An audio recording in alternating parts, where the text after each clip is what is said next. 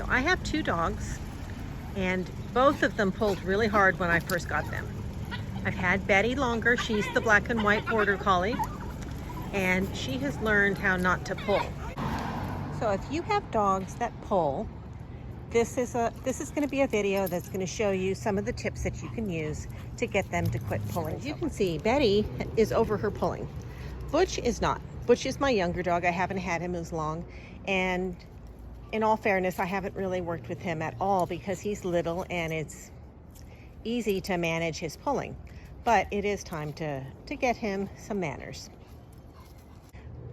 I tried quite a few things with Betty, and it took many years for me to figure out what was going to finally work with her. Border Collies are notorious for being bad on a leash, and I just couldn't believe it with them being so smart. I tried the Easy Walk harness, and that did not work for her. I tried the gentle leader, and that did not work for her.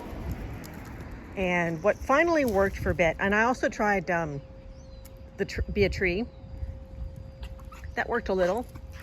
I tried changing directions. That worked a little, but not long term. Really, the only thing that finally cured Betty from pulling on the leash was putting a prong collar on her. And that was my last resort, but it did work. Now with Butch, I am going to try other things way before I don't even think they make prong collars that little. And if he pulls forever, I can live with it. But I am going to work with him, and I am going to try some of the other training methods. And I need to walk him more often, because as you can see, he still pulls quite a bit. Now, what I am doing with him right now is when he's pulling, I am stopping. We are not walking while he pulls. So as long as there's tension on the leash, we're not going forwards.